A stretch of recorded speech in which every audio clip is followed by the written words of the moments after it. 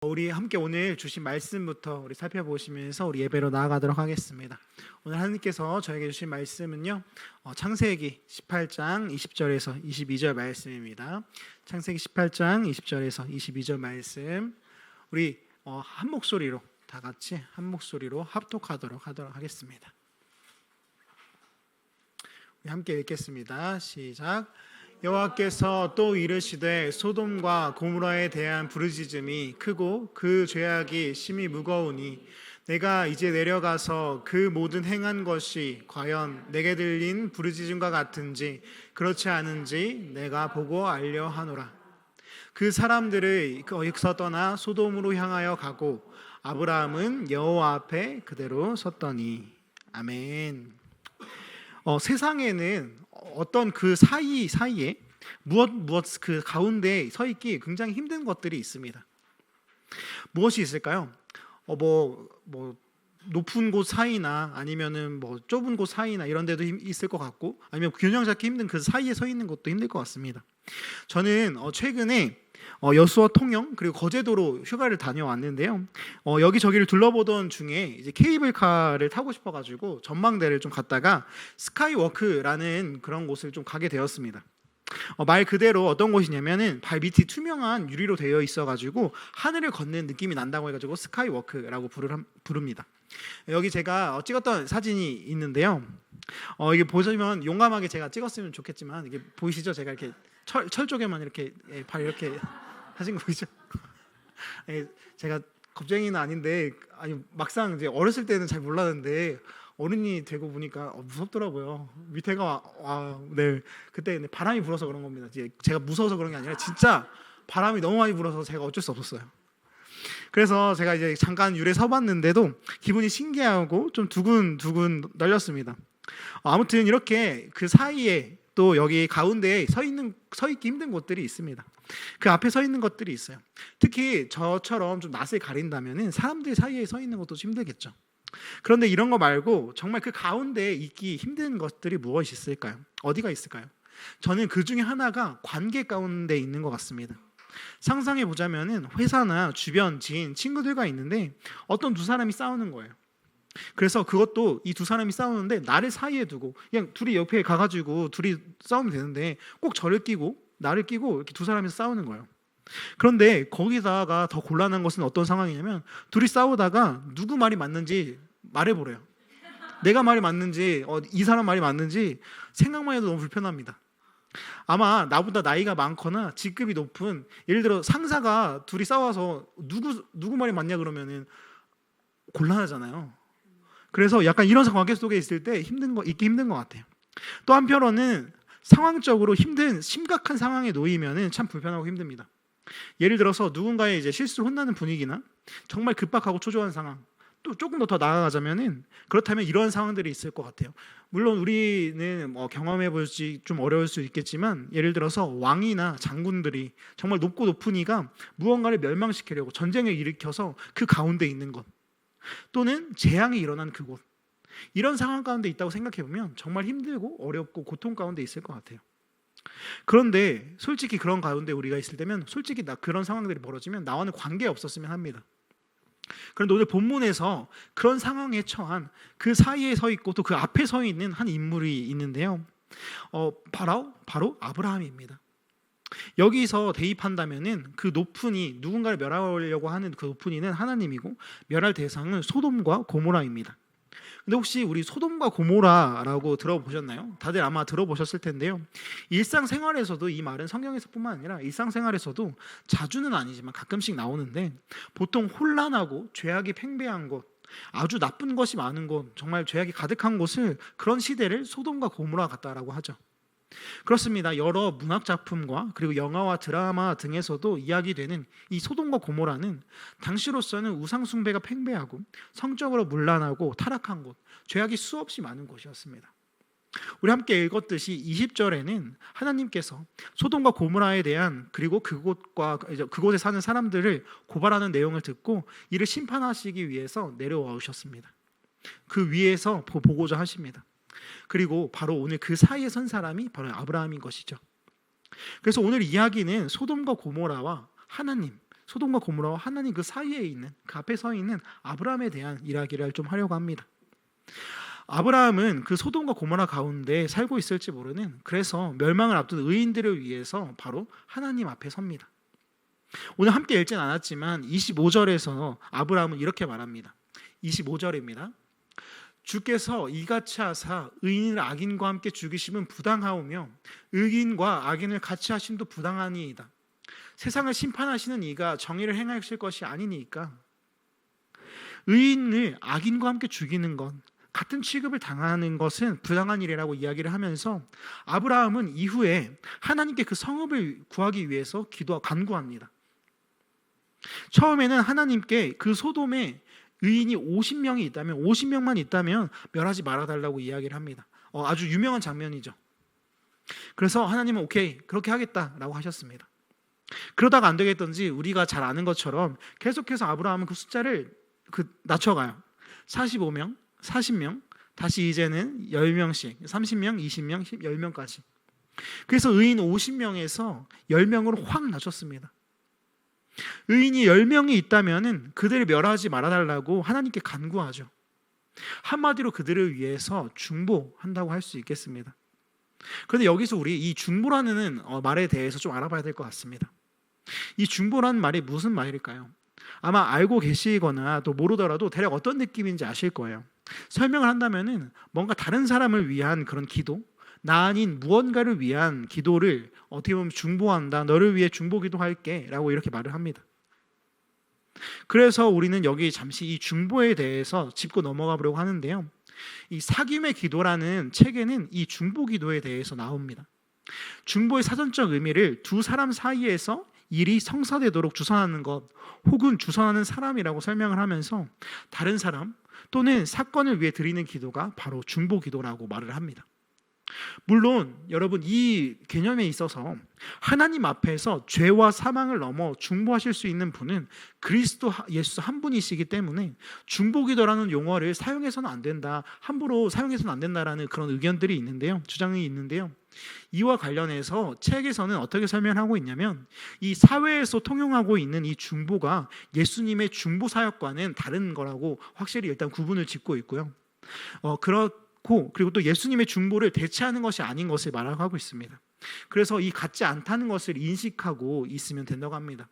우리가 지금 말하는 이 중보기도라는 것은 예수님이 하나님과 인간들을 그 죄악 가운데에서 중보하시는 것과는 조금 다른 것이라는 것을 먼저 이해하시고, 지금 오늘 우리가 이 중보를 어떻게 이해하면 좋겠냐면요, 다른 사람과 다른 사건을 위해 드리는 기도로 먼저 이렇게 이해했으면 좋겠습니다.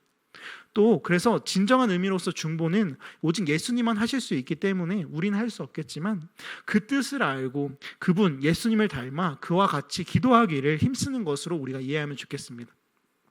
네, 그래서 우리가 나아갈 방향은 다른 사람을, 다른 일들을 위해 기도하되 하나님의 마음을 알고 진정한 중보자 되신 예수님의 마음을 알며 그 마음으로 그렇게 기도하고 간구하는 것입니다. 사실 원래 기도란 그런 것입니다. 윌리엄 바클레이라는 그런 목사이자 신학자는 이렇게 기도에 대해서 이렇게 말을 했습니다.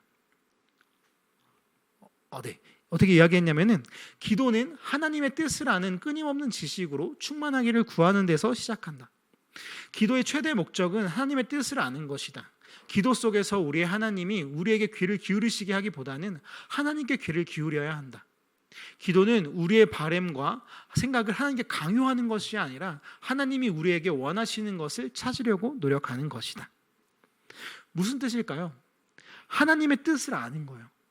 하나님께 귀를 기울이는 것을 말합니다. 하나님께서 우리에게 원하시는 것을 찾으려고 노력하는 것입니다. 이는 중보기도도 마찬가지입니다.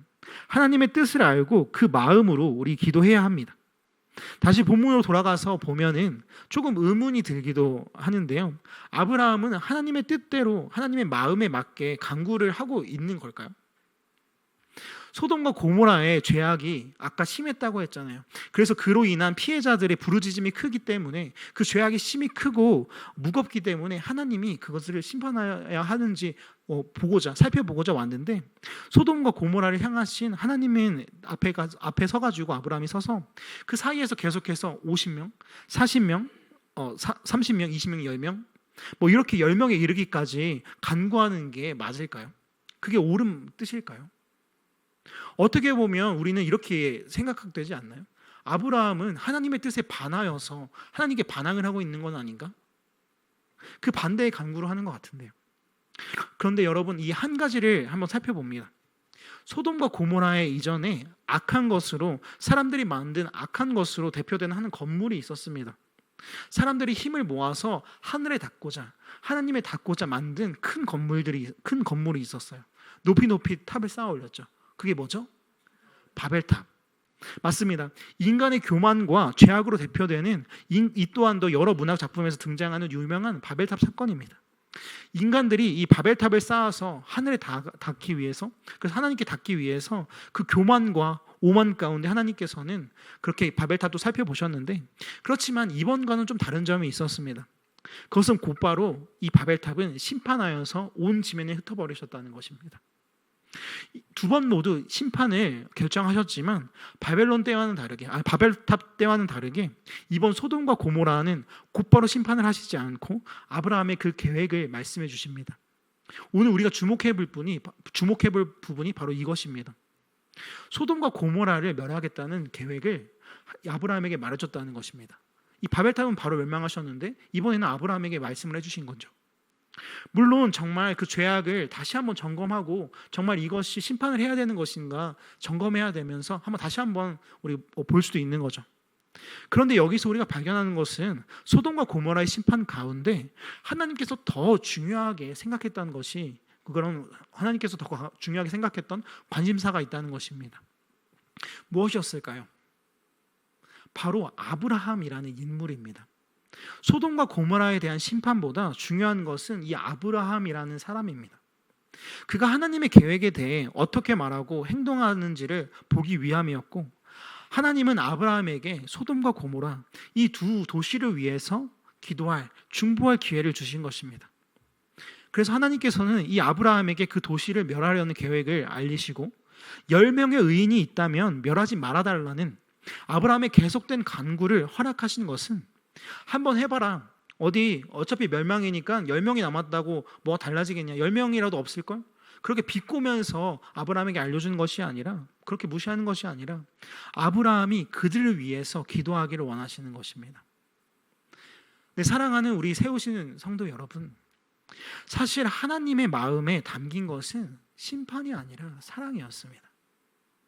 소돔과 고모라를 심판하시기로 한 것은 그들의 죄악이 너무나 크고 무거워서 그것이 그 안에 살던 사람들을 짓눌렀기 때문이고 그 부르짖음을 들었기 때문입니다. 이것 또한 사랑이죠. 그런 상황 속에서 하나님께서는 정의와 공의의 하나님이시기 때문에 그 도시들이 죄악이 사실이라면 그들을 심판하셔야 했습니다. 하나님은 공의의 하나님이시니까요. 그렇지만요. 그러나 또 이렇게 그 속에 하나님의 사랑이 존재한다는 것입니다. 그리고 바로 그 아브라함을 오늘 이 시간 그 사랑의 초대장을 보내고 계신 것입니다. 여기서 저는 한 가지 또 물어보고 싶은데요. 여기 모인 우리 중 누군가는 대부분 누군가를 위해서 기도해 보셨을 겁니다. 혹시 어떻게 기도하셨나요? 그렇게 기도할 때 다른 사람을 위해서, 다른 일들을 위해서 기도할 때 어떤 마음이 드시던가요? 사실 누군가를 위해 기도한다는 것은 그 삶에 내가 들어간다는 것을 의미합니다. 기도하다 보면은 그 누군가가 더 궁금해져요. 기도하긴 해야 되는데 아는 것이 없으니까 더 알고 싶고, 그러다 보면 그가 가진 어떤 깊은 고민들, 슬픔, 아픔들을 발견하기도 하죠. 그렇습니다. 이 슬픔과 낙담 가운데 있는 누군가를 위해 기도한다는 것은 그 슬픔과 낙심한 마음에 나도 들어가서 그것을 함께 짊어지고 그것을 함께 나눈다는 것을 의미하고, 고통 중에 있는 환자를 위해 기도한다는 것은 그 아픔, 몸과 마음의 고통, 그 치열한 사투에 함께하는 것입니다. 그리고 한편으로 때로는 그의 성취와 행복과 치유가, 그렇게 기도함으로써 맡게 되는 그 행복이 나의 기쁨이 되어서 또 함께 기뻐하고 웃으며 함께 행복을 누리게 됩니다. 이것이 바로 사랑입니다. 사랑으로 향한 초대입니다.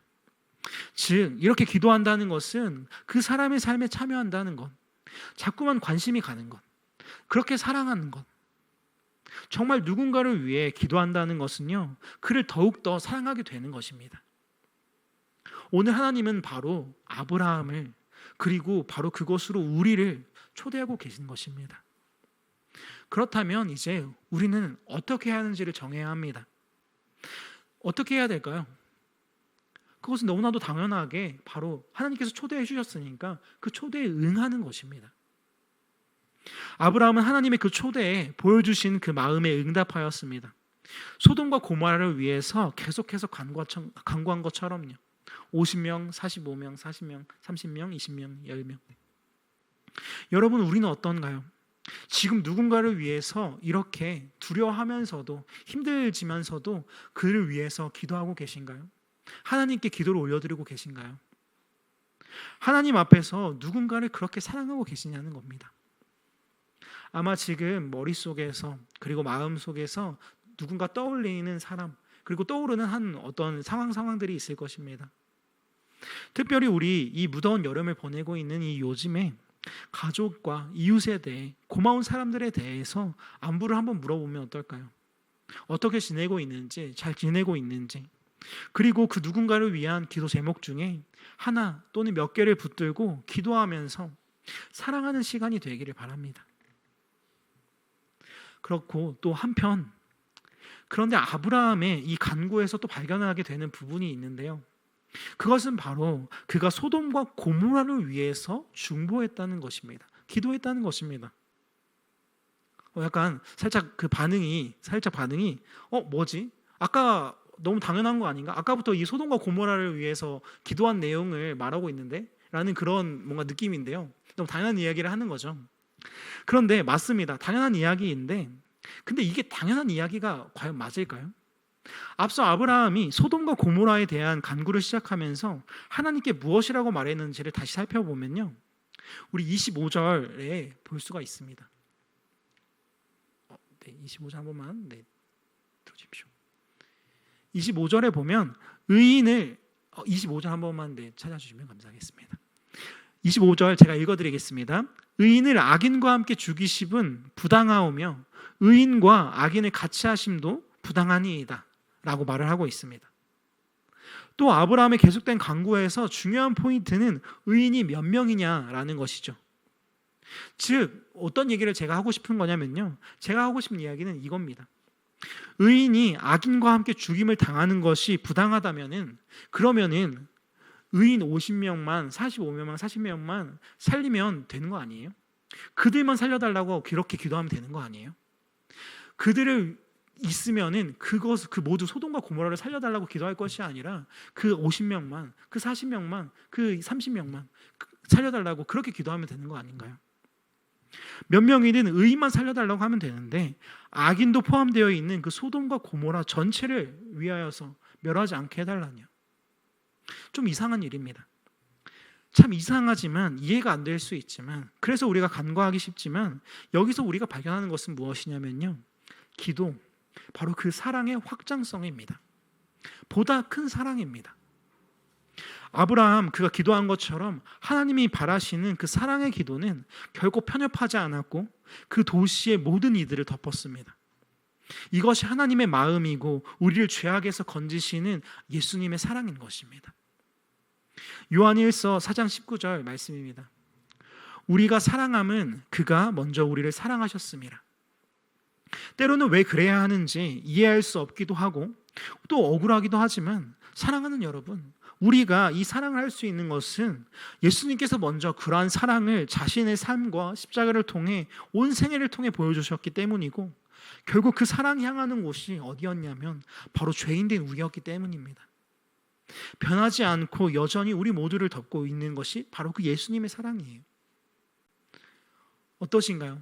이 중보기도에 대해서, 그 사랑의 초대에 대해서 조금 느껴지시나요? 그런데 그렇지만 또 어쩌면 한편으로는 이런 생각이 들지도 모르겠습니다. 하나님의 뜻대로, 마음대로 그렇게 기도해야 된다는 건 잘 알겠는데, 기도가 사랑으로의 초대라는 거 잘 알겠는데, 때때로, 아니 자주 우리의 삶은 바로 앞에 있는 것을 붙잡기에도 힘들고 혼자 조금 더 힘내서 내 바로 옆을 챙기기도 힘든데 어떻게 그렇게 할 수가 있지? 어떻게 내 옆까지 챙길 수가 있지? 그런 생각이 들 수가 있습니다. 왜냐하면 나 혼자 살아내기도 힘든 현실이니까요. 나의 친구, 나의 가족들까지 또 어떻게 챙겨야 되나? 맞습니다. 잘 보이지 않습니다. 그런데 우리가 그때 기억해야 하는 것은 바로 이것입니다. 오늘 함께 읽었던 말씀의 바로 앞 17절에서 19절을 제가 한번 읽어보도록 하겠습니다. 여호와께서 이르시되 내가 하려는 것을 아브라함에게 숨기겠느냐? 아브라함은 강대한 나라가 되고 천하 만민은 그로 말미암아 복을 받게 될 것이 아니냐? 내가 그로 그 자식과 건석에게 명하여 여호와의 도를 지켜 의와 공도로 행하게 하려고 그를 택하였나니 이는 나 여호와가 아브라함에게 대하여 말한 일을 이루려 함이니라. 하나님께서 아브라함에게 그가 하려고 하시던 일을, 소돔과 고모라의 일을 알려주시듯 오늘 하나님께서도 여러분에게 그분의 일을, 그 기도할 것을 알려주실 거라 믿습니다. 왜냐하면요, 하나님께서 아브라함, 그를 어떻게 부르셨냐면요, 복의 근원으로, 그를 통해서 천하 만민이 복을 받게 할 사람으로, 그런 존재로 부르셨습니다. 그리고 우리도 마찬가지라는 거예요. 오늘 여러분을 어떻게 부르고 계시냐면, 여러분들을 통해서 천하 만민이 복을 받도록, 나와 내 주위, 내 친구, 내 가족, 내가 아는 내 주위 사람들을, 그들에게 복을 끼칠 수 있는 존재로 우리를 부르셨습니다. 여기 나온 여러분에게, 저에게 분명히 말씀하세요. 나 여호와가 아브라함에게 대하여 말한 일을 이루려 함이라. 우리 하나님 여호와가 여러분 한 명 한 명에게 대하여, 우리 성도님들 한 분 한 분에게 대하여 말하시는 것을 이루실 것입니다. 아닌 것 같다고요? 소돔과 고모라는 결국 망하였으니까 그러면 실패가 아니냐고요? 맞습니다. 저도 사실은 똑같은 생각을 했어요. 소돔과 고모라가 결국에 망했기 때문에 그럼 아브라함의 기도가 잘못된 게 아닌가? 열심히 간구했는데, 하나님 앞에서 열심히 중보했는데, 그럼 우리 기도도 소용이 없는 거 아닌가? 다음 장인 창세기 19장 27절, 28절에 보면요, 멸망한 그 도시들을 바라보는 아브라함의 모습이 나옵니다. 아브라함이 그 아침에 일찍 일어나 여호와 앞에 서 있던 곳에 이르러 소돔과 고모라와 그 온 지역을 향하여 눈을 들어 연기가 온기가마의 연기같이 치솟음을 보았더라. 아침에 일찍 일어나서 이전에 하나님 앞에 서 있던 곳, 그 간구하던 곳, 중보하던 곳에서 소돔과 고모라가 멸망하던 모습을 지켜보았대요. 이 멸망한 곳을 지켜보던 것이 아까 말했던 그 중보하던 곳이에요. 어떤 마음이었을까요? 아브라함은 그 광경을 보고 어떠한 생각을 했을까요? 사실 저는 잘 모르겠지만요, 그런데 그 하나님의 뜻만은 알겠습니다. 바로 다음 절이요, 29절 말씀. 하나님이 그 지역의 성을 멸하실 때, 곧 롯이 거주하는 성을 엎으실 때 하나님이 아브라함을 생각하사 뜻을 그 엎으시는 중에서 그 롯을 그 엎으시는 중에서 내보내셨더라. 하나님이 아브라함을 생각하사, 다른 게 아니라 하나님이 아브라함을 생각하사 아브라함의 기도, 얼핏 보면 아까 말했던 것처럼 실패한 기도처럼 보였지만 하나님께서 그를 생각하셨대요. 그를 생각하사 롯을 내보내셨대요. 그의 기도는 결코 땅에 떨어지지 않았습니다. 마찬가지입니다. 우리의 기도도 결코 땅에 떨어지지 않을 것입니다. 하나님의 뜻대로 간구한 기도는 하나님께서 기억하십니다. 이제 그럼 하나님이 오늘 나에게 나눠주시는 말씀을 가지고, 그것을 보여주시는 그것을 가지고 기도로 나아가야 할 때입니다. 내 옆에 누군가 아파하는 모습, 힘들어하는 모습, 세상의 부당함과 황폐함, 이기주의에 빠진 그 모습들, 하나님이 우리와 함께 이야기하고 싶은, 그 함께 중보하고 싶어 하시는 그 모든 것을 듣고 보면서요, 그 반대로 내가 들려드릴 이야기를 또 내어드리면서, 하나님, 우리 부모님, 우리 자녀들, 나의 순장님, 순원들이 있습니다. 그런데 많이 힘든 것 같습니다. 많이 아픈 것 같습니다. 하나님 도와주십시오. 또는 이런 이야기도 하겠죠. 하나님, 예전에 제가 기도했던 그분이 있잖아요. 그 사람이 있잖아요. 그 문제들이 있지 않습니까? 이제 드디어 해결되었다고 합니다. 하나님 너무 감사합니다. 내가 그와 함께 웃을 수 있어서, 기뻐할 수 있어서 너무 감사합니다. 이런 기도를 드릴 수 있지 않을까요? 사랑하는 세우신 성도 여러분, 이제 말씀을 맺어보려고 하는데요, 기도는 하나님께서 무언가를 말씀드리는 것입니다. 그렇게 내가 원하는 건, 갖고 싶은 건, 하고 싶은 건, 그런 것들을 말씀드릴 수도 있겠죠. 그렇게 바라는 기도를 할 수가 있습니다. 그런데 오늘 하나님의 뜻대로 그렇게 기도하는 법을 배우기 원합니다. 하나님의 마음을 품고 그 마음을 닮아서 우리가 기도하기 원합니다. 그때 하나님의 뜻대로 하는 그 청혼의 기도는 어느덧 중보가 됩니다. 하나님께서 우리를 사랑으로 초대하고 계시기 때문입니다. 나와의 사랑으로, 그리고 이웃과의 사랑으로, 어떻게 보면 이 세상과의 그 사랑으로. 왜냐하면 우리는 하나님이 그랬듯 하나님께 부름을 받은 존재, 우리를 통해서 이 땅 천하 만민이 복을 받게 될 그런 그리스도인으로 부름받았기 때문입니다. 오늘 그렇게 복의 근원으로 부름받은 우리의 정체성을 확실히 하면서, 확고히 하면서 하나님의 그 초대에, 복의 근원으로의 그런 부르심에, 그 가슴 벅찬 부르심에 응답하는 우리가 되었으면 좋겠습니다. 그렇게 모든 성도님들이 되시기를 간절히 축복합니다. 아멘.